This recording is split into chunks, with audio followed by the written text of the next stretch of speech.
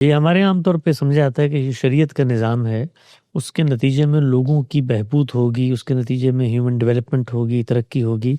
میں یہ عرض کرنا چاہتا ہوں کہ اللہ تعالیٰ نے ہمیں شریعت دی ہے، اسی خدا نے ہمیں عقل بھی دی ہے۔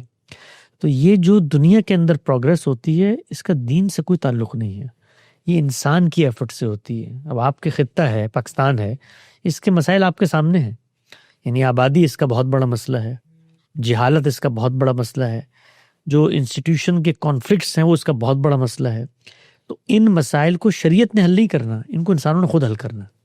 یہ بالکل ایسے ہی ہے کہ جس طریقے سے لوگ عام طور پہ کہتے ہیں نا کہ بھئی ہم مکہ مدینہ جاتے ہیں، حج اور عمرہ کرتے ہیں، وہاں جا کے کوئی فیلنگ نہیں آتی۔ مجھ سے اکثر لوگ فون کر کے پوچھ رہے ہوتے ہیں تو میں کہتے ہیں یہ جو فیلنگ ہے نا، یہ فیلنگ پہلے پیدا کرنی پڑتی ہے، یہ الگ سے پیدا کرنی پڑتی ہے، یہ میگا نیریٹیوز کو حل کرنا پڑتا ہے۔ بھی کائنات کا کوئی خدا موجود ہے، کیونکہ نماز جو یہاں پڑھو گے وہاں پر بھی جا کے نماز ہی پڑھنی ہے، وہاں پر کون سا حرم میں جا کر تمہیں خدا اترتا ہوا نظر آ جائے گا۔ تو یہ پہلے خود کرنے کے کام ہیں۔ تو ہم لوگ یہ سمجھتے ہیں کہ آپ دنیا کے اندر ریاستوں کو کلمہ پڑھا دیں، آئین اور دستور کے اندر کلمے لکھ دیں، اس کے نتیجے میں ہیومن ڈیولپمنٹ اور پروگریس ہو جائے گی۔ سوسائٹی جو ہے یا سماج اور معاشرہ جو ہے وہ ایسے نہیں بنتا، اس میں وقت لگتا ہے، اور اس میں آپ کو بڑے مسائل کو حل کرنا پڑتا ہے، اس میں دنیا سے سیکھنا پڑتا ہے، اپنی تاریخ سے سیکھنا پڑتا ہے۔ نظام یہاں پہ موجود ہے، آپ کے پاس ملک میں معیشت کا بنیادی نقطہ کیا ہے۔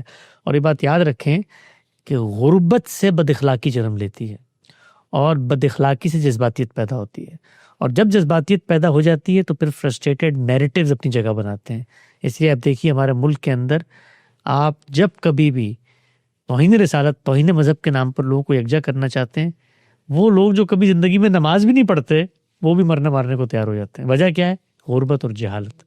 تو یہ چیز لوگوں کی بڑی غلط فہمی ہے۔ شریعت ہمیں پاکیزہ رہنے کا ایک رستہ بتاتی ہے کہ آپ دنیا میں کوئی بھی نظام اپنائیں، کوئی بھی طریقہ کار اختیار کریں، پاکیزہ کیسے رہنا ہے۔ وہ کھانے پینے کی پاکیزگی ہوگی، بدن کی، اخلاق کی، ہر چیز کی پاکیزگی، اور پھر قانون بھی دیتا ہے بہت سارے معاملات میں۔ تو مسلمانوں کو کہیں پہ اقتدار حاصل ہو جاتا ہے تو انہوں نے ان قوانین پہ عمل درآمد بھی کرنا ہے، لیکن ان قوانین کا ہیومن پروگریس سے کوئی تعلق نہیں ہے۔ ہیومن پروگریس آپ کے اوپر چھوڑ دی گئی ہے۔ یہ بالکل ایسے ہی ہے جیسے علاج کرنا انسانی عقل کا موضوع ہے، دین کا موضوع نہیں ہے۔